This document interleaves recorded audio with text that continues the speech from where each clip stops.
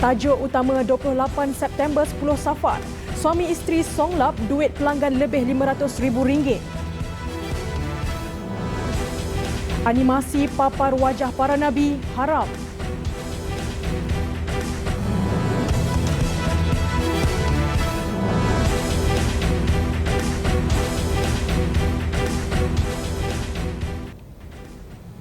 Bismillahirrahmanirrahim. Assalamualaikum warahmatullahi wabarakatuh. Berita Al-Hijrah malam ini bersama saya Fazida Mustafa.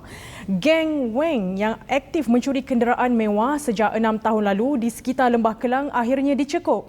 Selepas 13 lelaki termasuk seorang individu berpangkat datuk ditangkap dalam beberapa siri serbuan sejak September lepas.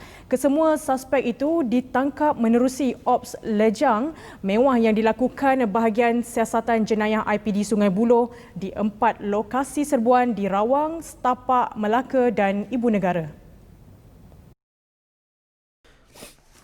Ketua Polis Daerah Sungai Buloh Superintenden Syafaatun Abu Bakar berkata kegiatan mereka dikesan hasil laporan polis seorang ahli perniagaan yang kehilangan kereta Audi Q7 miliknya. Siasatan lanjut mendapati mangsa membuat laporan palsu, iaitu dia menyerahkan sendiri kenderaan berkenaan kepada sindiket untuk dijual. Namun sindiket mengarahkan mangsa membuat laporan polis selepas mendakwa kenderaan berkenaan hilang. Mengambil peluang menjual setiap kenderaan yang diperolehi kepada pihak yang ketiga dengan harga yang murah berbanding dengan harga di pasaran. Pihak ketiga akan memotong kenderaan tersebut dan menjadikan kenderaan tersebut sebagai alat ganti spare part untuk kegunaan pasaran tempatan. Dalam serbuan itu juga 13 komponen kenderaan dan 7 buah kenderaan mewah yang masih mempunyai rekod hilang ditemui di dalam sebuah gudang Hafkad di Melaka. Antara jenis kenderaan Velfire, Audi, Volkswagen dengan anggaran rampasan bernilai RM1.3 juta. Siasatan juga mendapati kumpulan berkenaan aktif sejak tahun 2014 dan terlibat dengan 21 kes curi kenderaan di Kuala Lumpur dan Selangor. Kesemua suspek berusia 22 hingga 55 tahun masih direman sehingga esok dan siasatan dilakukan mengikut Seksyen 379A dan Seksyen 420 Kanun Keseksaan. Dalam kes berlainan, sepasang suami isteri yang didakwa memperdaya orang ramai dengan tawar pakej penginapan mewah dengan harga promosi dan mengakibatkan kerugian lebih RM500,000 juga sudah ditahan. Polis mencekup suami isteri berusia 26 dan 27 tahun itu pada Khamis lalu di Ampang. Penipuan mereka terbongkar selepas pihak berkuasa menerima sekurang-kurangnya 30 laporan penipuan bernilai antara RM88 hingga RM499 setiap pakej. Sindiket yang tidak memiliki premis perniagaan itu telah menawarkan komisen 10% kepada ejen yang ditugaskan untuk mencari pelanggan. Ia sebagai upah kepada keuntungan pakej yang ditawarkan. Bagaimanapun, ejen mereka berasa tertipu selepas mendapati wakil syarikat tidak membuat sebarang tempahan hotel yang telah ditetapkan. Syarikat ini menawarkan pakej penginapan hotel-hotel terkemuka di seluruh Malaysia dengan harga yang murah. Pelanggan-pelanggan akan berurusan terus kepada wakil syarikat menerusi telefon dan WhatsApp untuk membuat tempahan. Wakil syarikat akan menghantar resit tempahan sebagai bukti penerimaan setelah pelanggan membuat pembayaran penuh. Pelanggan akan diminta untuk berhubung semula dalam tempoh 10 hari. Namun selepas 10 hari didapati tidak ada penginapan yang telah ditawarkan. Siasatan turut mendapati syarikat tersebut tidak berdaftar untuk lesen pengendalian pelancongan. Sindiket itu juga beroperasi mencari pelanggan di media sosial sama ada iklan sendiri mahupun merekrut ejen. Polis merampas beberapa unit komputer riba dan telefon bimbit. Kedua-dua suspek berusia 26 dan 27 tahun direman dan siasatan dilakukan mengikut Seksyen 420 Kanun Keseksaan. Manakala di Seremban, seorang pemilik syarikat pengorek pasir direman 4 hari kerana disyaki menipu laporan doket palsu pengeluaran pasir laut di Mukim Jimah Port Dickson. Kegiatan itu menyebabkan kerugian kepada 3 agensi kerajaan negeri 9 yang dianggarkan sebanyak RM100,000. Suspek berusia 41 tahun sebelum ini telah ditahan Suruhanjaya Pencegahan Rasuah Malaysia SPRM pada 22 September lalu dan telah direman 6 hari. Mengikut fakta kes, pada Mei hingga Ogos 2019, suspek menerusi syarikatnya telah mengemukakan laporan doket palsu pengeluaran pasir laut kepada Yayasan Negeri Sembilan.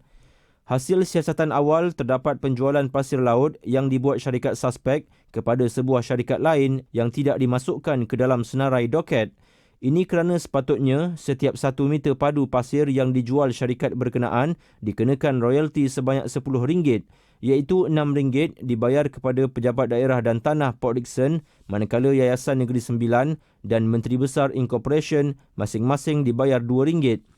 Hasil siasatan SPRM turut mendapati terdapat perlibatan beberapa syarikat berkaitan penyewaan mesin timbang dan penyewaan lori yang disewa suspek untuk mengeluarkan pasir di mukim sama. Kes disiasat mengikut Seksyen 18 Akta SPRM 2009 yang memperuntukkan hukuman penjara tidak lebih 20 tahun dan denda 5 kali nilai suapan atau RM10,000 atau mana-mana lebih tinggi. Sementara itu, di Pulau Pinang, sebuah kedai runcit di pusat membeli belah di Bukit Mertajam diserbu selepas menjual produk makanan dan minuman yang 100% datangnya daripada Myanmar tanpa mempunyai label yang sah. Kesalahan itu dikesan Jabatan Kesihatan Pulau Pinang JKNPP dan OPSAPU. Menurut Pegawai Kesihatan Persekitaran Bahagian Keselamatan dan Kualiti Makanan JKNPP, Muhammad Wazir Khalid, pemeriksaan ke atas kedai runcit terbabit mendapati hampir kesemua produk makanan dan minuman yang dijual dibawa masuk dari Myanmar.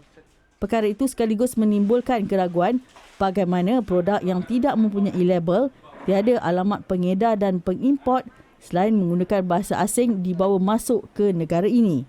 Kebanyakan kita tengok bahasa kebanyakan totally Myanmar lah, bahasa daripada Myanmar, dan kita boleh rangkum boleh dikatakan 80-85% makanan premis makanan ini dikenalikan oleh warga Myanmar dan produk pun kebanyakan kesemuanya daripada Myanmar. Sebab dari segi bahasa memang daripada negara Myanmar lah. Katanya label yang sah pada bungkusan amat penting dalam membantu pihaknya mengesan kandungan yang terdapat di dalam sesuatu produk. Sekiranya berlaku sesuatu terhadap pengguna seperti keracunan makanan dan sebagainya. Jelasnya antara produk minuman dan makanan itu terdiri dari asam katak, rempah ratus serta air buah-buahan dan minuman bertenaga selain turut mengesan penjualan arak murah. Kebanyakan ahli premis ini dialibabakan. Walaupun walaupun lesen di bawah warga tempatan, boleh dikatakan 100% premis di sini dikelola oleh warga asing. So bermakna kita boleh katakan di sini bahawa premis di sini adalah kepunyaan warga asing. Walaupun dia lesen di bawah pihak lesen di bawah penduduk tempatan lah. Sebanyak 21 notis dikeluarkan terhadap semua premis yang diperiksa dan nilai kompaun keseluruhannya berjumlah RM57,000. Dalam op ini juga 4 kedai makan turut diarahkan tutup selama 14 hari di bawah Seksyen 11 Akta Makanan 1983 berikutan tahap kebersihan kurang memuaskan. Beralih ke isu animasi kartun yang menunjukkan wajah para Nabi. Menurut pendakwah Dr. Nur Muhammad Hadi, penzahiran rupa fizikal bagi menunjukkan rupa Nabi Allah adalah haram. Jelas beliau walaupun usaha berkenaan dilihat dapat menarik minat kanak-kanak mengetahui tentang sirah Islam, namun dibimbangi boleh memesongkan akidah golongan itu ekoran kekeliruan yang ditonjolkan. Dr. Nur Hadi berharap agar pemilik akaun animasi tersebut tidak memikirkan keuntungan dan segera memadamnya di saluran YouTube mereka. Kemudian bagi mereka yang telah melakukan di YouTube ataupun mereka telah sebarkan filem ataupun telah buat seperti mana yang disebutkan tadi animasi dengan muka Nabi ataupun para Nabi yang lain, maka Ustaz nasihatkan untuk buang ataupun untuk keluarkan daripada laman sosial. Dan bagi pihak kerajaan pula, Ustaz minta jika mereka tidak mahu keluarkan maka kena blok akaun supaya tidak mendatangkan mudarat kepada orang lain. Jelasnya para alim ulama menegaskan bahawa perbuatan itu merupakan satu pembohongan yang besar dan lebih buruk kerana boleh menyebabkan kanak-kanak yang menontonnya keliru jika penonton percaya bahawa itu adalah gambaran sebenar para Nabi. Ustaz cadangkan kepada mereka yang nak membuat animasi ataupun nak membuat kartun ataupun nak membuat kisah para Nabi, mestilah kena rujuk kepada orang yang dalam bidang, iaitu dalam bidang agama, supaya kita tidak melakukan perkara-perkara yang diharamkan oleh Allah dan Rasulnya. Kemudian seperti mana yang kita tahu, di luar sana ada dah mereka melakukan filem ataupun animasi, cuma mereka tidak jelaskan, maksudnya mereka tidak melakukan watak seperti animasi ataupun mewajahkan para nabi, mereka putihkan. Itu lebih baik. Katanya animasi sebegitu bukanlah perkara baharu kerana terdapat lebih 10 saluran YouTube yang memaparkannya. Namun apa yang membimbangkan, video animasi tersebut menggunakan bahasa Melayu yang mudah difahami oleh kanak-kanak dan sehingga kini video animasi berdurasi 10 hingga 30 minit itu telah meraih lebih 1 juta tontonan. Bawa mayat naik motosikal hampir 6 jam.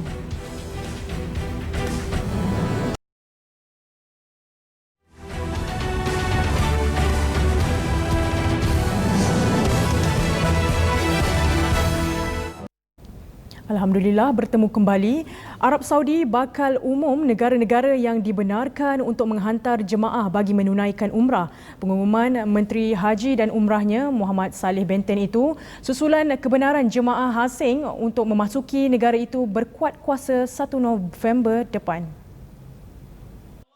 Menurut Benten, terdapat laluan elektronik khas untuk kedatangan atau keberangkatan jemaah haji asing untuk menunaikan haji tahun depan. Dalam perkembangan berkaitan penyambungan semula perkhidmatan umrah untuk jemaah domestik, Benten berkata untuk fasa pertama, hanya 12 kumpulan akan dibenarkan menunaikan umrah dalam tempoh 24 jam. Jemaah akan dibahagikan kepada beberapa kumpulan dan setiap kumpulan akan ditemani seorang profesional kesihatan di Masjidil Haram. Hanya jemaah berusia antara 18 hingga 65 tahun dibenarkan pada fasa pertama dan tiada bayaran untuk pengeluaran permit umrah. Seekor tikus pengesan periuk api di Kemboja dianugerahkan pingat atas keberaniannya menyelamatkan nyawa. Tikus spesies raksasa Afrika digelar Magawa itu telah menemui 39 periuk api dan 28 objek yang tidak meletup sejak haiwan itu dilatih oleh Badan Amal Apopo.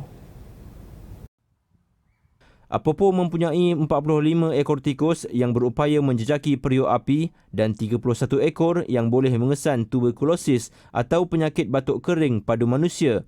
Magawa pula adalah hero paling berjaya kerana membersihkan kawasan periuk api berukuran lebih 141,000 meter persegi bersamaan 20 padang bola sepak. Kerja kerasnya selama ini akhirnya diiktiraf dan dianugerahkan pingat emas PDSA yang setara dengan George Cross. Difahamkan ia adalah tikus pertama dalam sejarah 77 tahun badan amal tersebut untuk menerima pingat seumpama itu. Magawa yang kini menghampiri usia bersara namun mencari periuk api di kawasan seluas padang tenis dalam tempoh 30 minit berbanding 4 hari yang diperlukan manusia.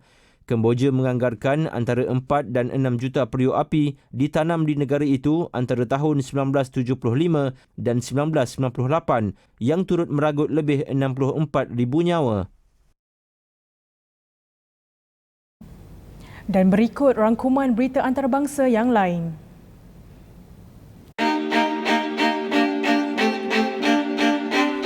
Tindakan pelik seorang paramedik Thailand mengikat mayat di atas motosikalnya untuk membawa keluar ke rumah mayat mendapat perhatian warganet. Menurut laporan tempatan, paramedik bertindak sedemikian kerana tidak ada kereta yang boleh melalui jalan bergunung itu pada waktu kejadian. Mayat wanita berusia 70 tahun itu ditemui oleh seorang petani di dalam bangsal simpanan hasil pertaniannya dan dipercayai lemas ketika mahu menyembunyikan diri daripada petani tersebut kerana takut ditangkap mencuri. Pernah atau tidak melihat seseorang menebang pokok kelapa sawit yang tinggi? Video yang tular di media sosial dari seorang pemilik akaun Rex Chairman menunjukkan aksi seorang lelaki berada di atas pokok sawit tinggi semata-mata untuk menebangnya. Video yang mendapat lebih 6 juta tontonan itu mendapat reaksi pelbagai pihak yang melihat tindakan itu sebagai sesuatu yang pelik dan berisiko.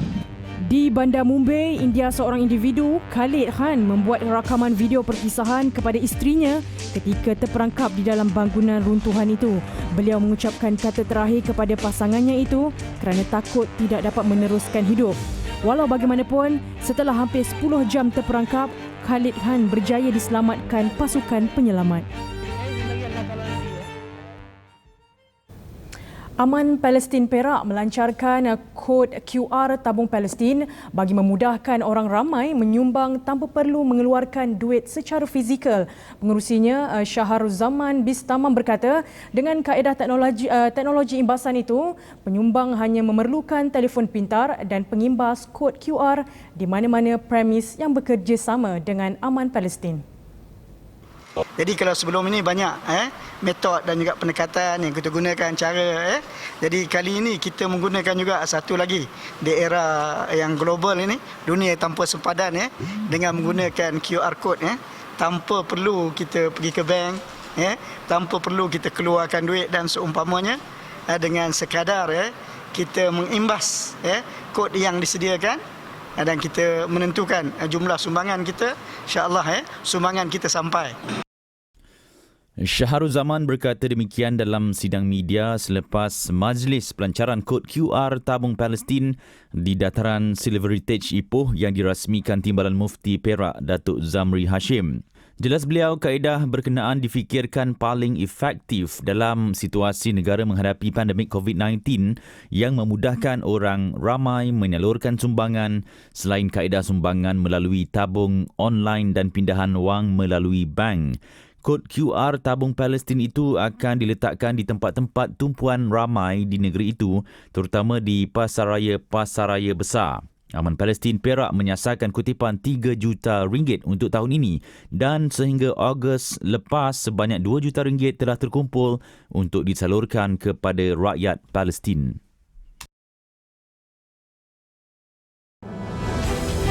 Game Al-Kahfi sangkal mitos angkasa lepas.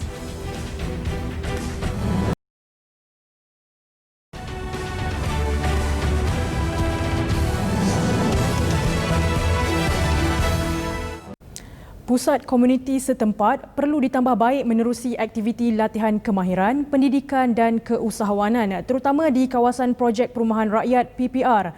Perdana Menteri Tan Sri Muhyiddin Yassin berkata, langkah itu amat diperlukan bagi meningkatkan taraf hidup dan kesejahteraan rakyat. Banyakkan mereka ini membuat perniagaan kecil-kecilan, bekerja sebagai pemandu teksi dan lori serta ramai juga yang membuat kerja sendiri untuk meneruskan kehidupan mereka yang sekian hari semakin mencabar.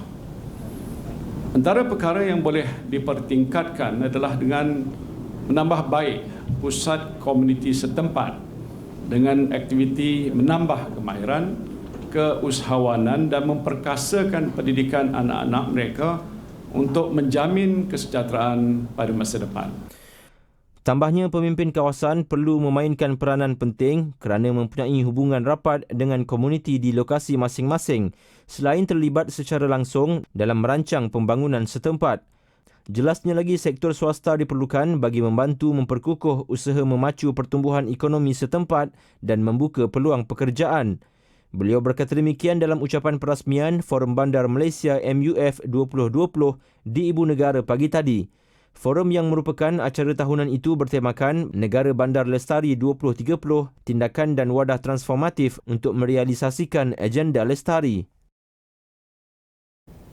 Satu permainan berasaskan ilmu falak atau astronomi Islam iaitu Kembara Alam Hartawan Falak Al-Kahfi dibangunkan bagi menarik minat generasi muda mempelajari mengenai angkasa lepas. Menurut Ketua Projek, Profesor Madya Dr. Roslan Umar, usaha itu bertujuan menangkis salah faham mengenai mitos angkasa lepas yang adakala menyimpang dari landasan agama Islam.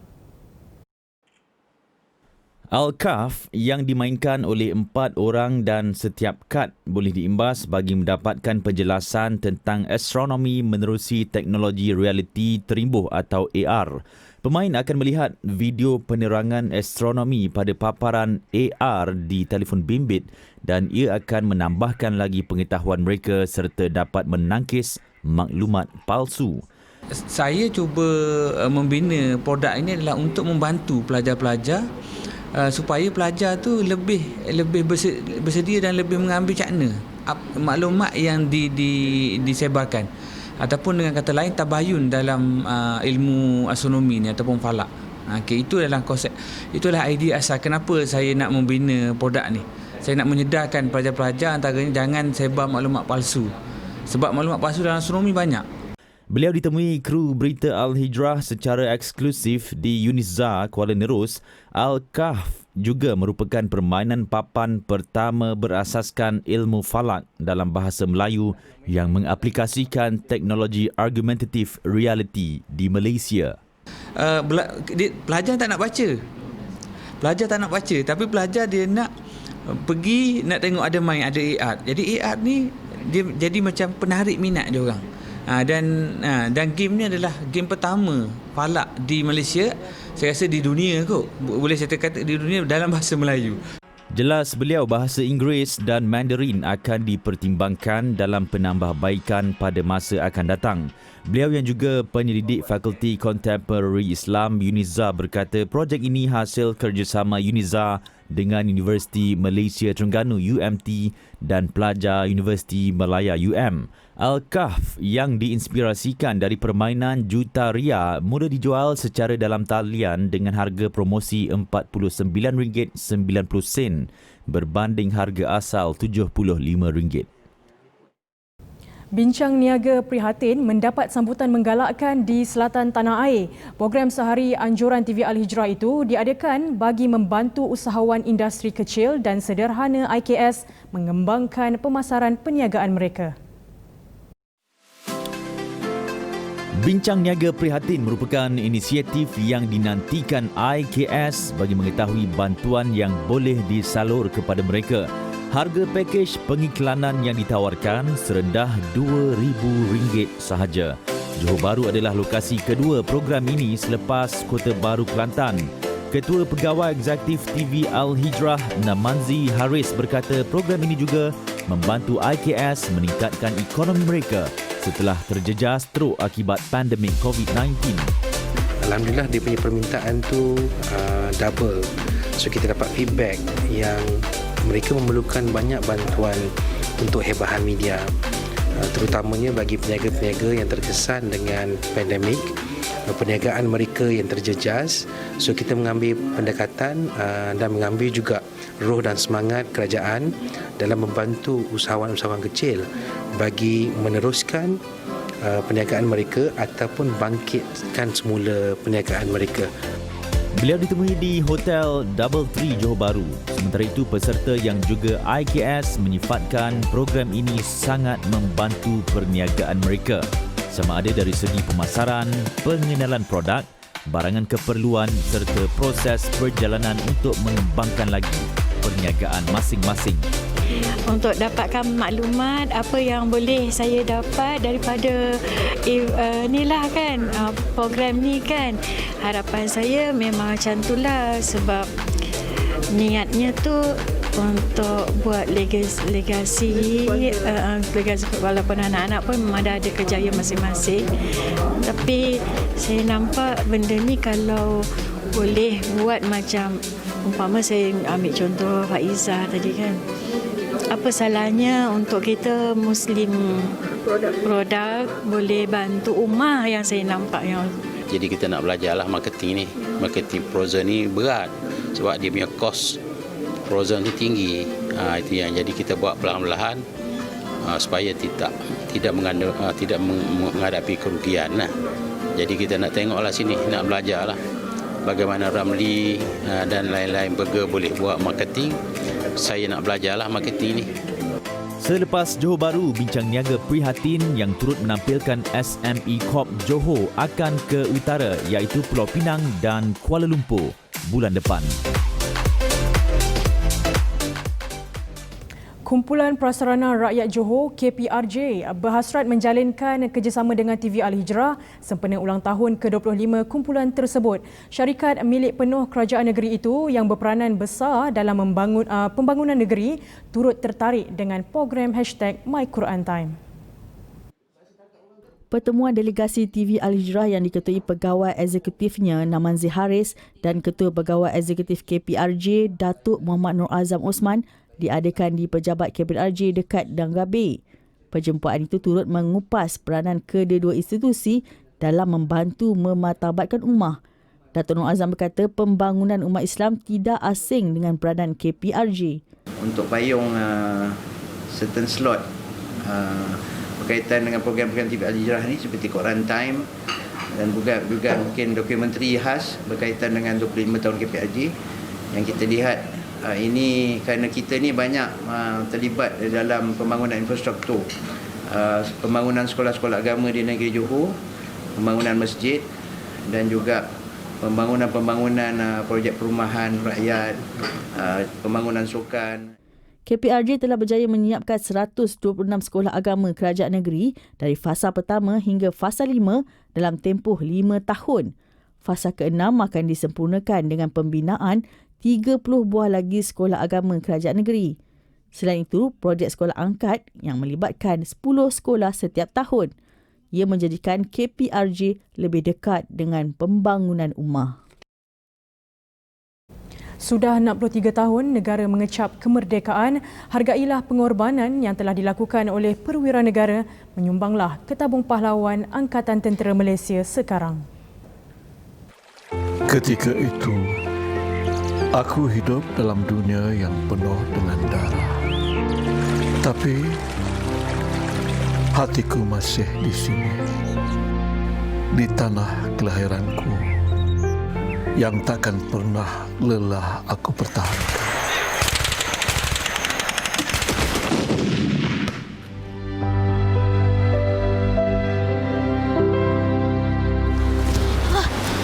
Minta maaf, Atuk. Akhirnya tak sengaja. Tak apa. Atuk cuma terkejut saja.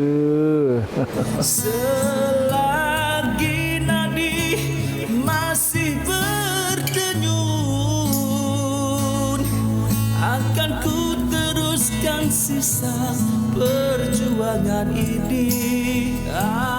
Mereka yang ku kenali kini telah tiada. Yang tinggal hanya nama menjadi sejarah.